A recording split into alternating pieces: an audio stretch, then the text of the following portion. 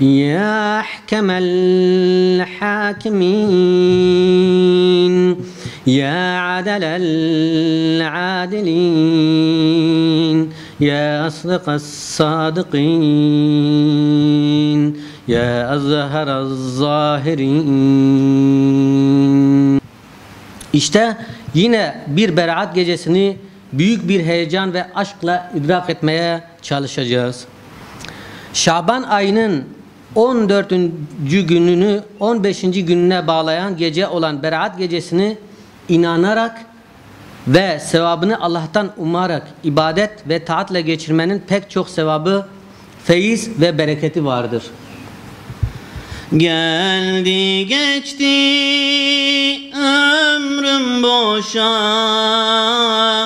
Allah'a kul olamadım. Uydum nefse, o şeytana, Mevla'ya kul olamadım. Akıtmadım gözden yaşı, koymadım secdeye başı. Akıtmadım gözden yaşı, koymadım secdeye başı. Allah'ın Resulü sallallahu aleyhi ve sellem, Recep Allah'ın ayıdır. Şaban benim ayımdır. Ramazan ümmetimin ayıdır. İşte aslında Recep ve Şaban o aya hazırlıktır. Yani o ay için bunlar öncül hazırlıklardır.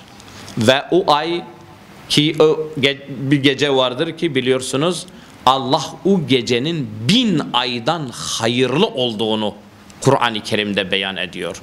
Onun için o aya selametle girip o ayı değerlendirmek için şimdiden işte kolları sıvamamız lazım.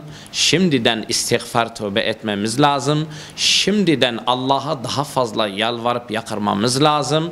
Ve o güne hazırlıklı olmaya çalışmamız lazımdır. Allah Resulü sallallahu aleyhi ve sellem Recep ayı başlamadan önce Allah'ım bize Recep ve Şaban'ı mübarek kıl ve bizi Ramazan'a ulaştır diye dua etmişti. Bu bir peygamber. Yani o peygamber ki Allah diyor ki ben seni bütün alemlere rahmet olarak gönderdim. O peygamber bu temennide bulunuyor. Demek bu aylar gerçekten çok kıymetli, çok değerli aylardır. İşte bu aylarda da aynı zamanda çok değerli günler ve geceler mevcuttur. Elhamdülillahillezî la ilahe illâhu.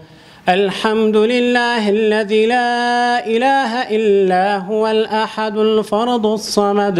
La ilahe illâ huvel ahadul ahad.